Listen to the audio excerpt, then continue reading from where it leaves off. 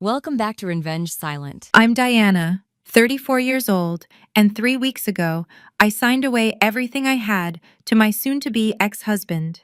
The 5-bedroom house, both cars, the real estate company, all of it. My lawyer begged me not to do it. My mother-in-law smirked from the gallery seats. Brittany, my husband's 27-year-old mistress, actually took a selfie right there in the courtroom. And Vincent, the man I once thought I'd spend my life with, smiled like he'd just won the lottery. But that smile disappeared exactly 47 seconds later, when his lawyer finished reading the final clause in our agreement.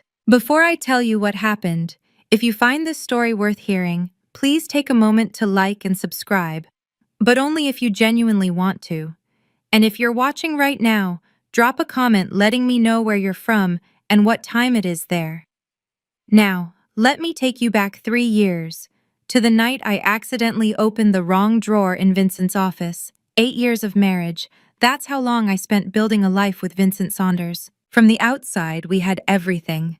A sprawling colonial house in the suburbs of Houston with 5 bedrooms we didn't need. A Porsche Cayenne in the garage for him, a 12-year-old Honda Accord for me. Dinner parties where Vincent held court while I refilled wine glasses. The perfect American dream, if you squinted hard enough and didn't ask too many questions. Vincent controlled everything about our finances. "I'll handle the money, you handle the house," he told me on our honeymoon, and I, young, in love, desperate to avoid the kind of fights that destroyed my parents' marriage, agreed. Before Tyler was born, I was a senior accountant at a mid-sized firm downtown.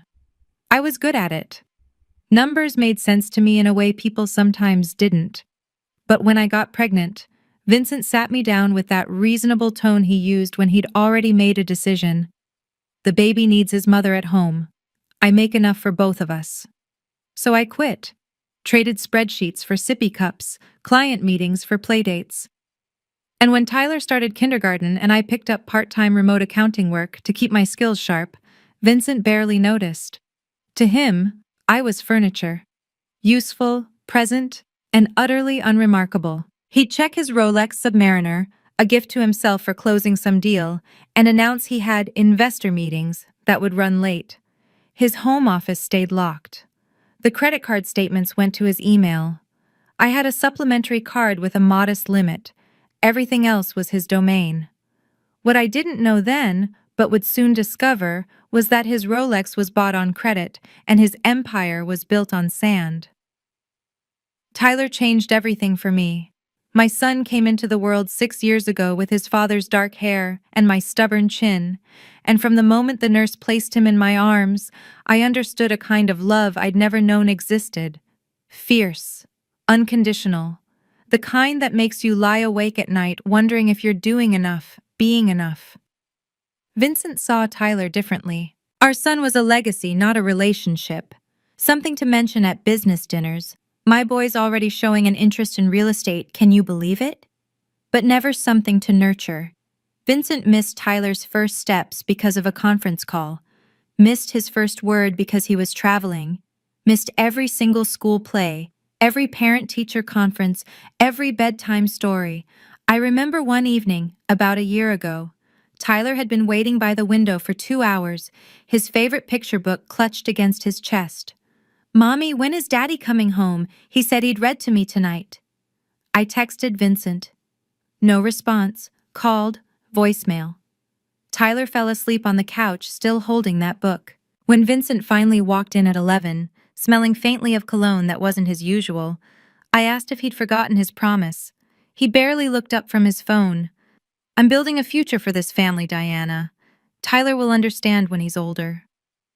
But I saw my son's face the next morning when he realized Daddy had come and gone without even saying goodnight.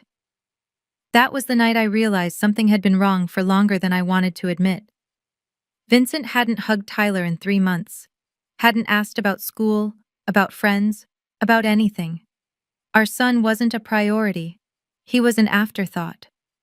The night I found out the truth, I wasn't even looking for it. 3 years ago, Tyler had a school field trip coming up, and I needed his passport for some reason I can't even remember now. Vincent usually kept our documents in his office, but that night he'd left for one of his late meetings and forgotten to lock the door. I found the passport easily enough. Top drawer, right where he said it would be. But as I pulled it out, my hand brushed against a folder I'd never seen before. The return address on the top envelope made me pause. First National Bank. Final notice, stamped in red. My accountant's brain kicked in before my wife's heart could stop me. I opened it. 90 days past due. $340,000 outstanding on a commercial property loan. I opened another envelope. Wells Fargo. Delinquent account. Immediate action required. Then Chase. Then a letter from a collection agency I'd never heard of. By the time I finished going through that drawer, my hands were shaking. Not from fear, from the sheer impossibility of what I was seeing. Vincent's empire was hemorrhaging money. The properties he bragged about at parties were underwater. The company that was supposed to be our retirement was drowning in debt. Over $2 million. And he'd never said a word. I sat there in his leather chair for a long time, the papers spread around me like evidence at a crime scene. Then I did something that surprised even myself. I took out my phone, photographed every single document, time-stamped, dated, crystal clear. Then I put everything back exactly as I'd found it, turned off the light, and walked out. I didn't sleep that night, but I wasn't scared anymore. I was calculating. The next morning, I made a phone call to someone I trusted more than anyone, my college roommate Rachel Morrison. Rachel worked at a regional bank. We'd stayed close over the years, the kind of friendship that picked up right where it left off, no matter how long between conversations. She was also the only person who'd ever looked at Vincent and said, "I don't know, Di. Something about him feels off." I should have listened to her then. I was listening now. "I need to run a credit check," I told her, "on myself. And I need to understand what debts might be attached to my name as a spouse." Rachel didn't ask why. She just said, "Come to my office tomorrow. Bring your ID." What I learned over the following weeks confirmed my worst fears and revealed something unexpected. Most of the debt was in Vincent's name alone, or tied to his company. But he'd taken out 2 loans using both our names without my knowledge, forged my signature, or used an electronic version I'd never authorized. "This is fraud," Rachel said quietly, showing me the paperwork. "You could report him." "Not yet." I folded the copies she'd made and slipped them into my purse. "I need to know the full picture first." And so began my 3-year education in financial survival. I opened a savings account at a different bank, one Vincent had no connection to. Every month, I funneled what I could from my part-time work. 200 here, 300 there. I documented everything, saved every email, every statement, every scrap of evidence that crossed my path. Rachel checked in periodically with updates. "The debt's growing, Diana, not shrinking." I wasn't surprised, but I was ready. Vincent had no idea his wife was watching and waiting. A year ago, Vincent started coming home smelling like someone else. It wasn't obvious at first. A hint of perfume that wasn't mine, a text notification he'd silenced too quickly, business trips that seemed to multiply overnight. But I'd spent 3 years training myself to notice everything, and Vincent had grown careless with a wife he considered beneath his attention. The late nights became later. The investor dinners more frequent. He upgraded his wardrobe, $3,000 Tom Ford suits charged to credit cards that were already maxed, while I still wore dresses from 5 years ago. "You should put more effort into your appearance," he told me one evening, adjusting his new silk tie in the hallway mirror. "Brittany, she's a new business associate. She always looks put together. Professional women understand the importance of presentation." Brittany. The name he said too casually, too often. I didn't confront him. What would be the point? I already knew our marriage was a facade.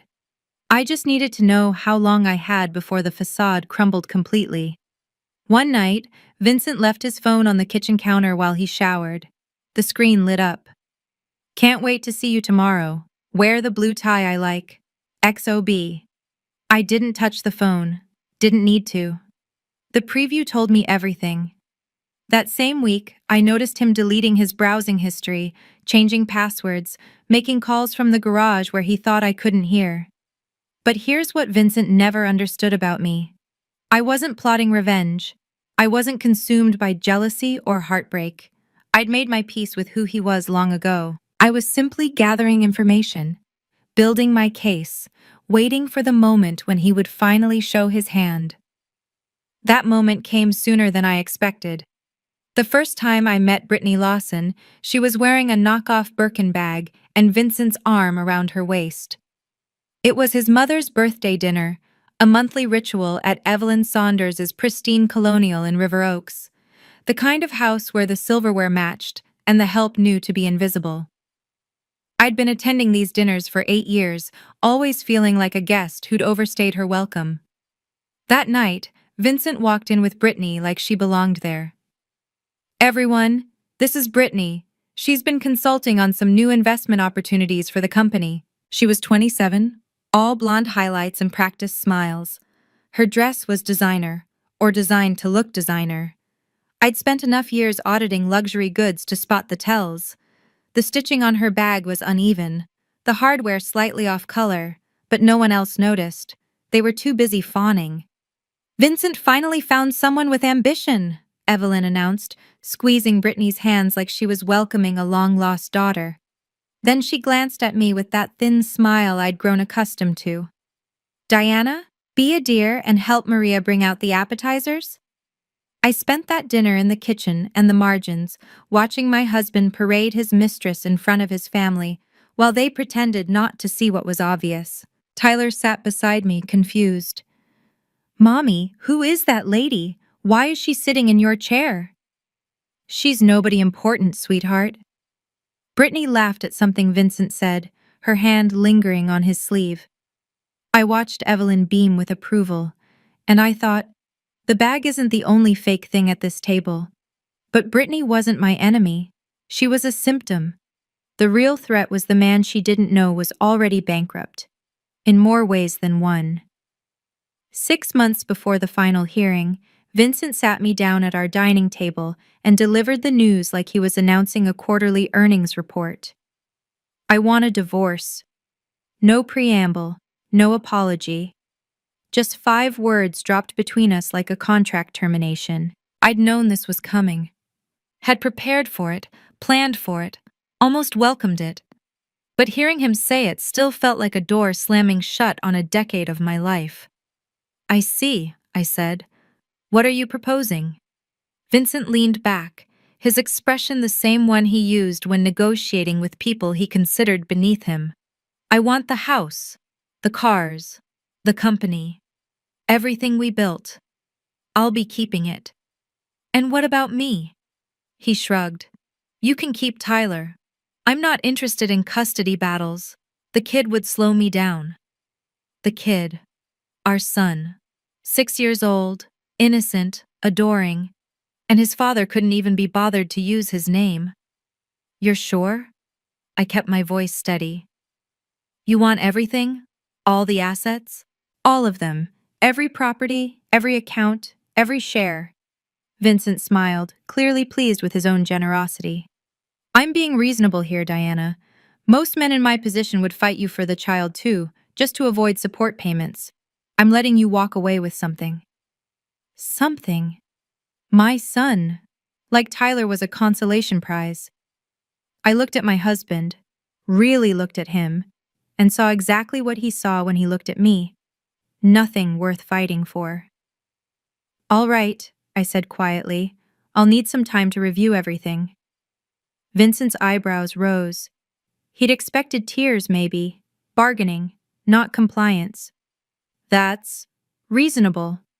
I'll have my lawyer send over the paperwork." What he didn't know was that I'd been waiting for this moment for 3 years, and I was ready. The first meeting with Vincent's lawyer happened in a corner office downtown, all glass walls and leather chairs designed to intimidate. Gerald Hoffman was a silver-haired partner at one of Houston's most aggressive family law firms, the kind of man who charged $600 an hour and looked at opposing parties like they were problems to be eliminated. Vincent had clearly chosen him for exactly that reason. I came alone, no lawyer, just me and my 5-year-old Blazer, sitting across from two men who clearly thought the meeting was a formality. Mrs. Saunders, Gerald began, sliding a thick folder across the table. My client has prepared a comprehensive proposal for the division of marital assets. Given the circumstances, we believe this is more than fair. I opened the folder. Pages of legalese detailing how Vincent would retain sole ownership of everything: the house, vehicles, investment accounts, and Saunders Properties LLC.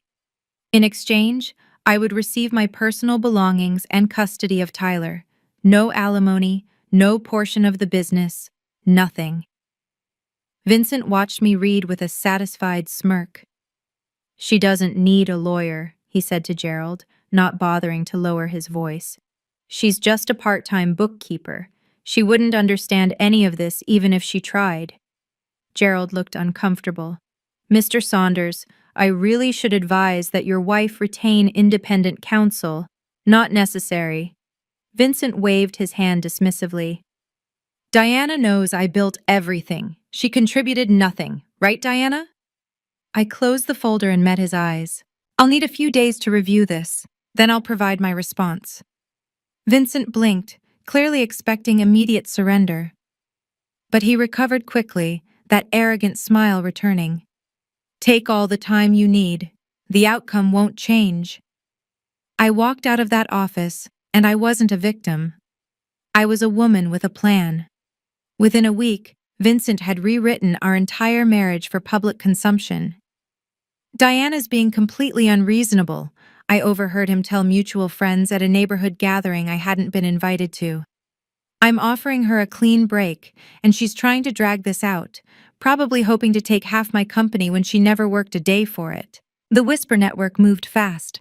People I'd known for years suddenly stopped returning calls. A mom from Tyler's school gave me a sympathetic look and said, "I heard about everything. It must be so hard realizing you weren't compatible." Compatible. As if I was the one caught with a 27-year-old mistress. Then came Evelyn's call. "Diana." Her voice carried that particular frost she reserved for people who disappointed her. "I understand you're making this difficult for Vincent. May I remind you that my son built that company from nothing? You were lucky to live in that house, drive those cars, wear the lifestyle he provided. Don't embarrass yourself by pretending you deserve more." "I haven't asked for anything, Evelyn." "Good. Keep it that way. And don't drag this through the courts. It would be humiliating for everyone, especially Tyler." She hung up before I could respond. That same night, I discovered something while reviewing the property records I'd been quietly collecting. Vincent had mortgaged our family home, the house we lived in, without my consent or signature. A second mortgage, taken out 18 months ago. Under Texas law, he needed my approval for that. He didn't have it. I photographed the document, added it to my file, and felt something settle in my chest. Let them think I was weak. Let them think I was beaten. The people who underestimate you always leave the biggest blind spots. Rachel was the one who found Margaret Collins. "She's handled some of the ugliest divorces in Houston," Rachel told me over coffee at a cafe far from our usual spots. "And she wins, not because she's ruthless, because she's thorough." Margaret's office was nothing like Gerald Hoffman's glass tower. It occupied the second floor of a restored Victorian near Montrose, all warm wood and framed credentials. She was in her early 50s, with silver-streaked hair and eyes that assessed me the moment I walked through her door. "Sit down, Mrs. Saunders. Tell me everything." So I did. 3 years of documentation. The debt, the forged signatures, the affair. Vincent's demands, the social pressure. All of it laid out on her desk in organized folders I'd prepared myself. Margaret reviewed each piece methodically, occasionally making notes on a yellow legal pad. When she finished, she looked up at me with something I hadn't seen in a long time: respect. "You've done remarkable work here. Most clients come to me in crisis. You've come prepared for war." "I'm not interested in war," I said. "I'm interested in freedom." Then let me tell you what your options are. She set down her pen. Based on what you've shown me, you could fight for half of everything. Texas is a community property state. You have grounds. Half of 4.7 million in debt? Margaret smiled, the first real smile she'd shown. You understand the situation better than your husband does. I've had 3 years to understand it. He still thinks he's a millionaire. Then let me ask you something. She leaned forward. What do you actually want out of this divorce? I thought about Tyler, about my savings account, about starting over with nothing but my son and my dignity. I want him to get exactly what he's asking for. Margaret studied me for a long moment, then pulled a thick legal textbook from her shelf. Under Texas law, when marital assets are divided in a divorce, the debts attached to those assets can be assigned as well. It's called a liability assumption clause. She opened to a marked page. If one party agrees to take ownership of an asset, they can also be required to assume full responsibility for any liens, mortgages, or debts associated with it. So if Vincent wants everything, then Vincent gets everything, including the $4.7 million in liabilities currently attached to those assets. Margaret's pen traced a line in her notes. The key is ensuring the agreement is explicit and legally binding, and that he signs it voluntarily with full knowledge of what he's agreeing to. He won't read it carefully, I said. He never does. He already thinks he's won. That's his choice. Margaret closed the book. But we need to protect you legally. There's a document called a waiver of independent review. Essentially, he'll be acknowledging that he had the opportunity to have everything examined by financial experts and chose not to. His lawyer will tell him to get an independent audit. Almost certainly. But will Vincent listen? I thought about my husband, his ego, his certainty, his absolute conviction that he was the smartest person in any room. No, he won't. Then here's what we do. Margaret pulled out a fresh legal pad. We draft an agreement that gives him exactly what he's demanded. The house, the cars, the company, all of it. We include the liability assumption clause on page 47 of a 52-page document, and we wait for him to sign away his own future. And if he reads it, then you're no worse off than you were before. She met my eyes. But I don't think he will. Neither did I. The pressure came from multiple directions at once. Brittany called me first, actually called, not texted, her voice dripping with false sweetness. Diana, hi! I know this is awkward, but I just wanted to reach out woman to woman. She paused for effect. Vincent and I are looking at some properties together, and the financing is getting complicated because of the divorce timeline. If you could just speed things along, it would make everything so much easier. Speed things along, I repeated. You know how it is. We want to start our new chapter, and you're probably ready to move on too, right? It's better for everyone if we can just wrap this up quickly. I let the silence stretch just long enough to make her uncomfortable. I'll take that under consideration, Brittany. Then Vincent weighed in via email, always documenting himself, never aware of how those words might look later. Diana, my patience is running thin. If you don't sign within 2 weeks, I'll file a motion claiming deliberate delay. Gerald says I have grounds. Don't make this ugly. The threats continued. His lawyer sent formal letters. His mother left voicemails. Even acquaintances started reaching out with helpful advice about accepting reality. But buried in Brittany's phone call was something she probably shouldn't have mentioned. The financing is getting complicated, which meant Vincent needed assets on paper to secure new loans. He was planning to leverage the very properties that were already drowning in debt, probably to fund his new life with Brittany. He wasn't just greedy, he was desperate. I showed the email to Margaret. He's signing a waiver with this kind of documented pressure? She almost laughed. Diana, your husband is building our case for us. I just smiled. Let him keep pushing. Every threat was another nail in his own coffin. The family meeting was Evelyn's idea, naturally. We should settle this like civilized people, she announced, summoning us all to her River Oaks dining room, the one with the Waterford crystal chandelier and the mahogany table that had witnessed 30 years of Saunders family power plays. Vincent sat at the head of the table, Evelyn to his right, a few cousins and an uncle scattered along the sides like a jury. I was placed at the far end, physically marginalized, exactly where they wanted me. Diana has agreed to accept Vincent's terms, Evelyn began, not bothering to let me speak for myself. She'll sign the papers this week and we can all move forward from this unfortunate situation. Vincent smiled magnanimously. I always knew she'd come around. Diana understands she wasn't really equipped for this kind of negotiation. The cousins nodded. The uncle cleared his throat approvingly. I sat with my hands folded, saying nothing. We should acknowledge that Vincent is being extremely generous here, Evelyn continued. He's letting Diana keep Tyler, even though, she waved her hand vaguely, a boy needs his father, traditionally speaking. Tyler is my priority, I said quietly. I just want what's best for him. Then sign the papers, Vincent said. Stop dragging this out. I looked down at my hands, performing the defeated wife they expected to see. You're right, I'll sign. I only wanted to make sure I understood everything. Evelyn beamed. Finally, some sense. You see, Vincent? I told you she'd come around, once she realized she had no other choice. Across the room, I caught Tyler watching from the doorway where the nanny was supposed to keep him occupied. His small face was confused, worried. I smiled at him gently. What nobody in that room understood was that I hadn't surrendered. I just made them think I had.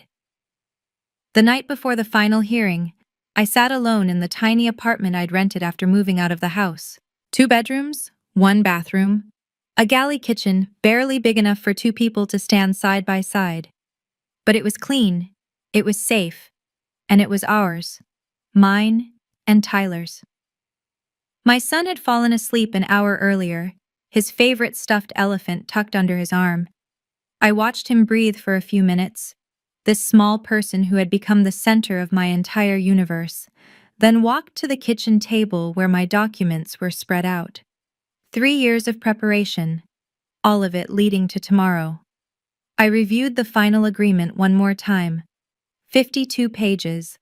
The liability assumption clause buried on page 47, exactly as Margaret and I had planned. The waiver of independent financial review on page 49, everything legal, everything transparent for anyone who bothered to look. Vincent wouldn't look, I was certain of it. But certainty and reality are different things, and my hands trembled slightly as I closed the folder. On the counter, I'd set out my outfit for tomorrow. A simple gray blazer, white blouse, minimal jewelry. The only piece that mattered was the ring my grandmother had left me. A thin gold band with a tiny sapphire, worth nothing monetarily but everything emotionally. It was the one asset Vincent had never thought to claim. Tyler stirred in his sleep, mumbling something about pancakes. I walked back to his room and sat on the edge of his bed, brushing hair from his forehead. Whatever happens tomorrow, I whispered, we're going to be okay. The words were meant for him, but maybe I needed to hear them too. I didn't sleep much that night, but I wasn't afraid anymore. I want to pause here for a moment, if you don't mind. Before I tell you what happened in that courtroom, I need to say something to anyone listening who might recognize pieces of their own story in mine. If you're in a relationship where you feel controlled, where someone else manages every dollar, makes every decision, treats you like you're invisible or incapable, I want you to know that you're not alone, and you're not crazy for feeling trapped. For 3 years, I stayed silent. Not because I accepted what was happening, but because I was building something in that silence. A plan, a safety net, a way out that no one could take from me. I'm not telling you my path is the right one for everyone. Every situation is different, but if there's one thing I've learned, it's this. Silence isn't always weakness. Sometimes it's strategy. And knowing your own worth doesn't require anyone else to see it. If this story means something to you, share it with someone who might need to hear it. A friend, a sister, a coworker who's going through something similar. Sometimes the most powerful thing we can do is remind each other that there are options, even when it feels like there aren't. Hit that like button if you want to help more people find this video. And if you're still here, still listening, comment and tell me, have you ever been underestimated? How did you prove them wrong? I'll be reading every single response. Now, back to the morning of the hearing. I dropped Tyler off at Rachel's house, kissed him goodbye, and drove to the courthouse in my old Honda Accord. The Porsche was already in the parking lot when I arrived. Vincent had gotten there early, eager to claim his prize. He had no idea what was waiting for him. The morning of January 3rd was unseasonably warm for Houston. 68 degrees, bright sun cutting through wispy clouds. I stood outside the family courthouse, watching my breath not fog in the air, feeling strangely calm. 3 years of waiting, and it had come down to this. One hearing, one signature, one moment that would determine the rest of my life. My phone buzzed. Margaret, in the building, room 4B, ready when you are. I texted back a simple coming and walked through the glass doors. Inside, the courthouse hummed with the mundane business of endings. Couples signing custody agreements, lawyers shuffling papers, clerks stamping documents that would reshape families forever. Just another Tuesday for everyone except the people whose worlds were changing. I found room 4B at the end of a long hallway. Through the narrow window in the door, I could see Vincent already seated at the respondent's table, Gerald Hoffman beside him, both men reviewing papers with the relaxed posture of people who believed they'd already won. Margaret was waiting for me outside. "How are you feeling?" "Ready." The word came out steady. "Is everything in order? Every document filed, every clause triple-checked." She touched my arm briefly, unusual for her, but somehow exactly what I needed. "Whatever happens in there, Diana, you should know. Win or lose, you've already proven you're not who they think you are." "I'm not trying to prove anything." I met her eyes. "I'm just trying to be free." She nodded once, then opened the door. Vincent looked up as I entered. He smiled, that confident, condescending smile I'd seen 1,000 times. "Diana, glad you could make it." I took my seat beside Margaret without responding. Let him smile. It wouldn't last long. The courtroom was smaller than I'd imagined, more intimate. Wood-paneled walls, fluorescent lighting that hummed faintly overhead, rows of gallery seating that were mostly empty. Mostly. Brittany had claimed a spot in the front row, wearing a red designer dress that probably cost more than my first car. She was texting when I walked in, but looked up long enough to give me a smile that was almost pitying. Beside her sat Evelyn Saunders, immaculate in Chanel, her posture radiating the quiet certainty of a woman who had never been denied anything in her life. They'd come to witness Vincent's triumph, a front-row seat to my humiliation. I settled into my chair and watched my husband from across the aisle. He'd worn his best navy suit, a gold tie clip catching the light. The Rolex gleamed on his wrist. To anyone who didn't know better, he looked like a man in complete control. Gerald Hoffman leaned over to whisper something and I caught fragments. "Routine. Just need her signature. Home by lunch." Vincent nodded, barely listening. That was when I noticed something interesting. Gerald's face. There was tension around his eyes, a tightness in his jaw that didn't match his confident words. He kept glancing at the thick document folder between them, then at Vincent, who hadn't touched it. "Judge Harriet Dawson presiding," the clerk announced. A woman in her 60s entered from chambers, gray hair pinned back severely, reading glasses perched on her nose. "We're here for the matter of Saunders vs. Saunders, final dissolution hearing." She looked up. "Counselors, are both parties prepared to proceed?" "We are, Your Honor," Gerald said. "We are," Margaret confirmed. Judge Dawson nodded. "Then let's begin. I understand we have a settlement agreement to review." Vincent straightened in his seat, practically glowing with anticipation. Showtime. The agreement was read into the record with the same clinical detachment as a medical diagnosis. Mrs. Saunders agrees to relinquish all claims to the marital residence located at 4521 Willow Creek Drive, the clerk read, as well as all motor vehicles registered to the marriage, including one 2023 Porsche Cayenne and one 2012 Honda Accord. The list went on. Properties, investment accounts, Saunders Properties LLC, and all its holdings. Every asset Vincent had demanded, formally transferred to his sole ownership. Brittany squeezed Evelyn's arm, beaming. Judge Dawson looked over her glasses at me. Mrs. Saunders, you understand that by signing this agreement, you are relinquishing your community property rights to these assets? I understand, Your Honor. And you've had adequate time to review this agreement with your counsel? I have. Any questions before we proceed with signatures? No, Your Honor. Gerald Hoffman cleared his throat. Your Honor, I'd like it noted that my client was advised to obtain independent financial review of the marital assets and debts, but has elected to waive that review. Mr. Saunders? Judge Dawson turned to Vincent. Is that accurate? You're waiving your right to have the financials independently verified before signing? Vincent didn't hesitate. I built this company, Your Honor.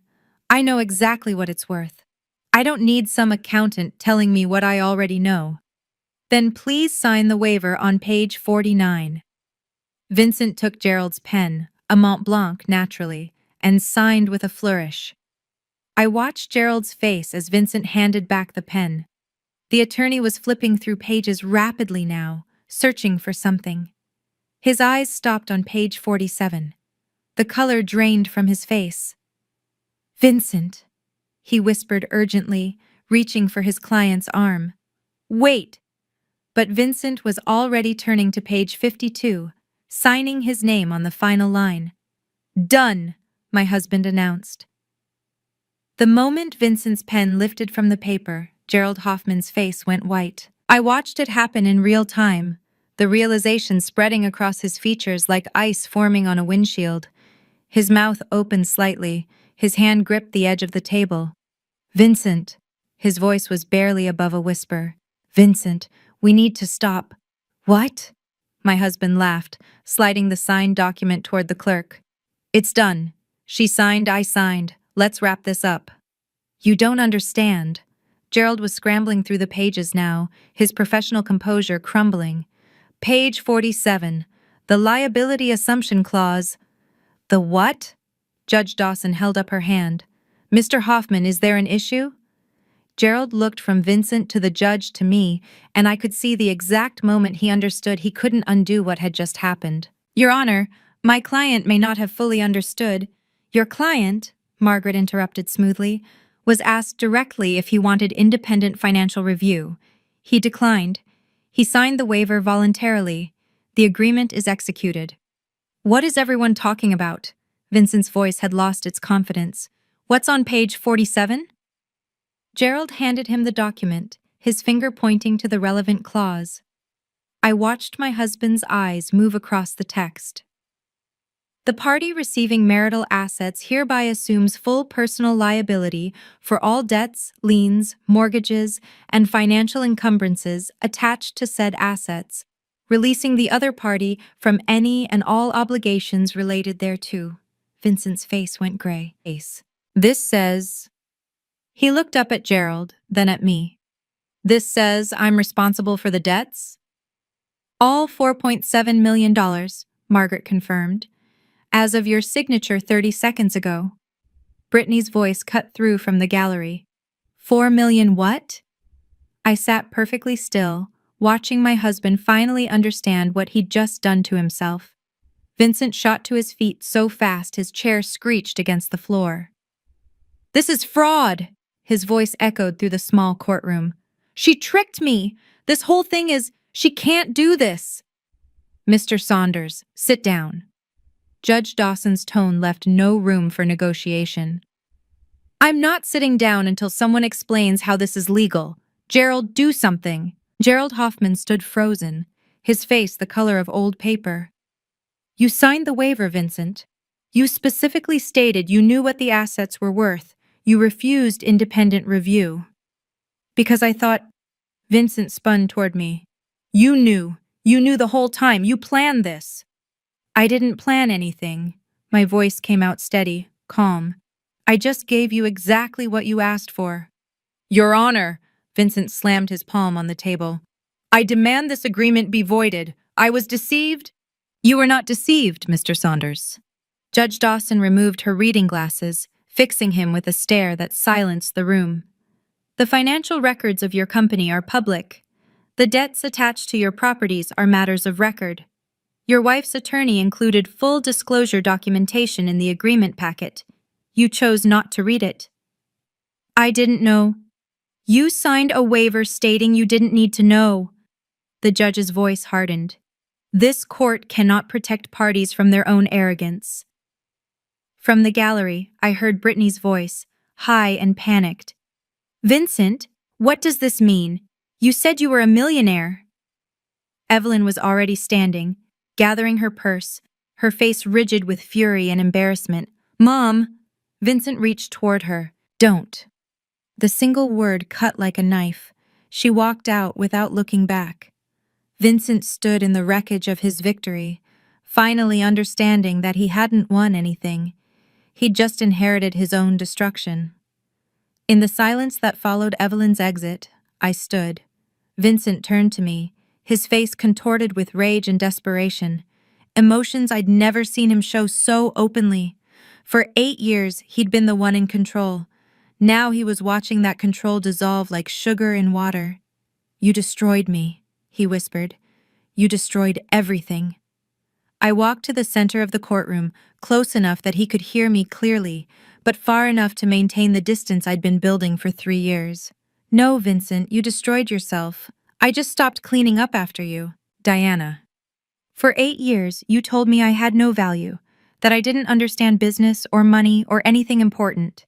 I kept my voice level, the way I'd practiced in front of my bathroom mirror on nights when I couldn't sleep. You said I was just a part-time bookkeeper. You said Tyler was a burden. You said I should be grateful you let me stay. His mouth opened, but no words came. I'm not grateful. I touched my grandmother's ring, drawing strength from the small, familiar weight. I'm free, and for the first time in 8 years, I can finally breathe. I turned to Margaret, who was already packing her briefcase with quiet efficiency. Then I looked back at Vincent one final time. I don't hate you. I'm not even angry anymore. I just refuse to let you define who I am for one more second. Diana, wait. We can fix this. We can… No. The word was final, complete. There's nothing left to fix. I walked out of the courtroom, my footsteps steady on the tile floor. Behind me, I heard Vincent calling my name, heard Gerald trying to calm him down, heard Brittany demanding explanations. But I didn't look back. I was already gone. I was halfway down the courthouse hallway when the shouting started. Through the glass doors of room 4B, I could see Brittany standing in Vincent's path, her face flushed, her carefully applied makeup starting to run. $4.7 million. Her voice carried clearly into the corridor. You told me the company was worth 10 times that. You said we were going to buy a house in the Galleria, travel to Europe, start a family. Brittany, listen. Vincent reached for her arm. She yanked away. Don't touch me. God, I can't believe I fell for this. My father was right about you. Your father cut you off. Because I chose you over him. She laughed, but it was a bitter, broken sound. And now I find out you're not even a real millionaire? You're worse than broke. You're negative broke. Margaret appeared beside me, watching the scene unfold with professional detachment. I've seen a lot of divorces, Diana. This might be the most complete implosion I've witnessed in real time. I didn't plan for this part. I meant it. Watching Vincent's mistress abandon him felt less satisfying than I'd expected. Just exhausting, like watching the final act of a play that had gone on too long. Through the glass, Brittany was already walking away, heels clicking furiously against the marble floor. She pulled out her phone as she passed us, not even glancing in my direction. Daddy? It's me. I made a huge mistake. Can I come home? Vincent appeared in the doorway, looking like a man who'd just watched his entire world collapse, which I suppose he had. Our eyes met across the hallway. I felt nothing but relief. "Goodbye, Vincent," I said quietly. Then I walked toward the exit, toward my son, toward whatever came next. Freedom had never felt so simple. 3 months after the hearing, Vincent's empire finished crumbling. I heard about it through Rachel, who still had connections at various banks in the city. The details arrived in fragments over coffee, like dispatches from a distant war. The house sold first, $580,000, which wasn't enough to cover the mortgage and second lien. Vincent walked away still owing $320,000 on a property he'd lost. The Porsche was repossessed by the financing company 2 weeks later. The repo man came at 3 in the morning, according to a neighbor who witnessed it. Vincent apparently stood in his driveway in his bathrobe, screaming about lawsuits and wrongful seizure until someone threatened to call the police. Saunders Properties LLC filed for Chapter 7, bankruptcy, in March. The commercial properties Vincent had been so proud of went to auction, where they sold for a fraction of their original purchase prices. The remaining debt, nearly $3 million, stayed with him. He had to move out of the house before the sale closed, Rachel told me. Found a studio apartment in a complex off 290. No doorman, no pool, no anything, really. I nodded, processing the information without satisfaction. And his job? Some small brokerage firm hired him, commission only. Rachel shook her head. From CEO to entry-level sales in 90 days. That's got to be some kind of record. I thought about the man I'd married. His confidence, his ambition, his absolute certainty that he was destined for greatness. I thought about all the times he'd told me I didn't understand business, didn't understand money, didn't understand anything. He did this to himself, I said finally. I just stopped protecting him from the consequences. Rachel squeezed my hand across the table. You know what? That's the best kind of revenge, the kind you don't even have to take. Summer arrived, and with it, a new beginning. Our apartment had transformed over the months from a temporary refuge into something that felt like home. Tyler's drawings covered the refrigerator. Plants crowded the windowsill, herbs I'd started growing to save money on groceries and kept because they made me happy. The living room had a second-hand couch that was more comfortable than any piece of furniture in Vincent's showcase house. I returned to accounting full-time in April, a mid-level position at a firm that valued competence over pedigree. By June, I'd been promoted to senior accountant. My boss said I had exceptional attention to detail. I didn't tell her I'd developed that skill tracking a fraudulent husband for 3 years. Tyler was thriving too. He'd made friends at his new school, joined a soccer team, started reading chapter books before bed. He rarely asked about his father anymore, not because I discouraged it, but because the questions had simply stopped mattering to him. "Mom, watch me!" he shouted from across the park, attempting a cartwheel that ended in a pile of giggles. I applauded from my bench, feeling something I hadn't experienced in years: uncomplicated happiness. My phone buzzed. A notification from the community college. I'd been accepted into their evening CPA certification program. Classes started in September. "What are you smiling about?" Tyler asked, running over to flop down beside me. "Good news, buddy. Mom's going back to school." "Like me?" "Exactly like you." He thought about this for a moment. "Can we celebrate with ice cream?" "Absolutely." We walked to the shop on the corner, hand in hand, and I realized something that surprised me.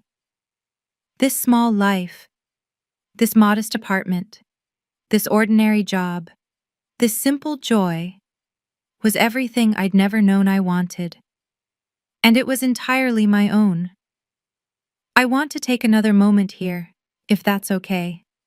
We're almost at the end of this story, but before we get there, I have a question for you. Have you ever made a decision that everyone around you thought was insane? Have you ever trusted yourself when no one else did? Because that's really what this story is about. Not revenge, not karma, not watching someone get what they deserve. It's about the quiet voice inside you that knows the truth, even when the noise of everyone else's opinions tries to drown it out. For 3 years, I listened to that voice. I planned. I prepared. I kept my mouth shut when everyone expected me to argue or beg or fall apart. And when the moment came, I was ready. I'm not telling you this to brag. I'm telling you because I know there's someone watching right now who needs to hear it. Your silence isn't weakness. Your patience isn't passivity.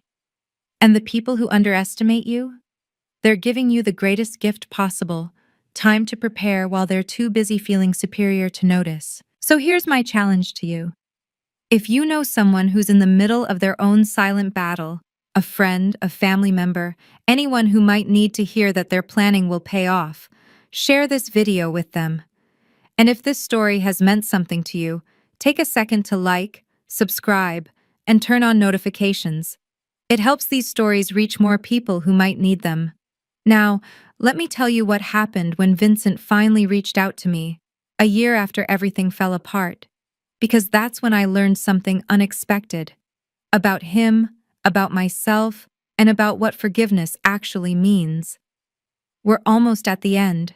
Stay with me. The text came on a Tuesday evening, almost exactly 1 year after the final hearing. I need to talk to you, it's about Tyler. I stared at my phone for a long moment, thumb hovering over the delete button. Then curiosity, or maybe something softer, made me type back, public place. Tomorrow, noon. The cafe on Westheimer. He agreed. I almost didn't recognize Vincent when he walked in. The tailored suits were gone, replaced by khakis and a polo shirt that hung looser than it should have. He'd lost weight, not in a healthy way. His face looked tired, the confidence drained from his features. He sat down across from me without ordering anything. "You look good," he said. "You look happy." "I am." Silence stretched between us. He stared at his hands. "I'm not here to apologize," he finally said.